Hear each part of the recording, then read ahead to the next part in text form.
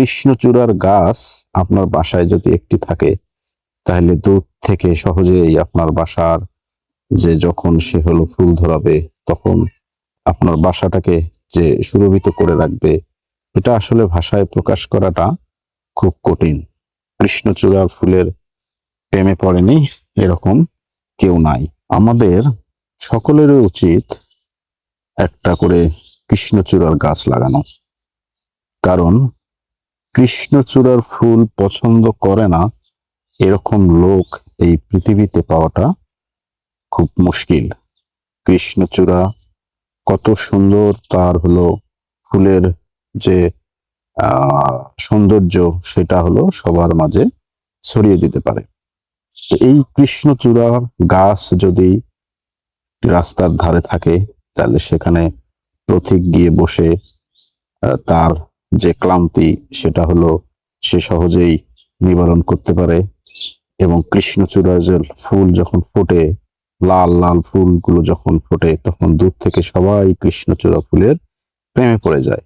কিন্তু দুঃখের বিষয়, এই কৃষ্ণচূড়া গাছ আমরা কখনো কাউকে সহজে লাগাতে দেখি না। অর্থাৎ আমরা হলো সবসময় যেটা হলো ফুটন্ত, যেটা আছে সেটা নিয়েই হয়তো সবসময় ঘুরে বেড়াই, কিন্তু একটা ফুলকে আমরা সহজেই যেটা পাওয়া যায় বা সহজেই যেটার বংশ বিস্তার করা যায়, সেই ফুলের গাছটি আমরা কেউ লাগাতে চাই না।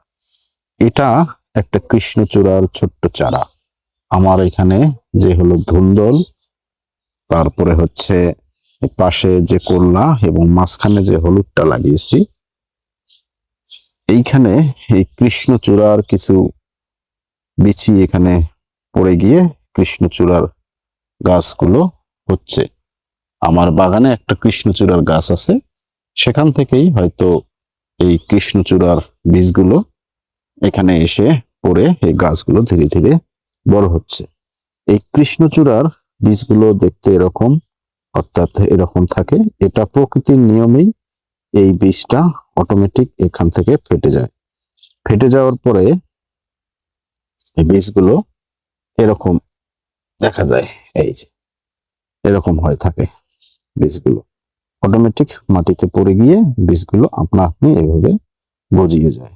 আমরা হয়তো পথের ধারে দেখি, কিন্তু এগুলো সহজেই আমরা অবহেলায় এগুলো ফেলে দিই। তো এই কৃষ্ণচূড়ার গাছ আপনার বাসায় যদি একটি থাকে, তাহলে দূর থেকে সহজেই আপনার বাসার যে যখন সে হলো ফুল ধরাবে, তখন আপনার বাসাটাকে যে সুরভিত করে রাখবে, এটা আসলে ভাষায় প্রকাশ করাটা খুব কঠিন। কৃষ্ণচূড়ার ফুলের প্রেমে পড়েনি এরকম কেউ নাই। তাহলে আমার যেটা বলবো আমি, সেটা হচ্ছে আপনারা যদি কৃষ্ণচূড়ার গাছ প্রত্যেকের বাসায় একটা করে লাগান, তাহলে বাসার যেমন সৌন্দর্য বৃদ্ধি হয়, তেমনি প্রকৃতি কি তার সুন্দরভাবে সে বেড়ে উঠতে পারে, সে হলো অনেক শোভা দিতে পারে।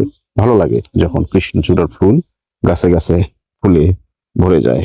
এই জন্যই আমরা একটা গান শুনেছিলাম যে কৃষ্ণচূড়া লাল হয়েছে ফুলে ফুলে, তুমি আসবে বলে।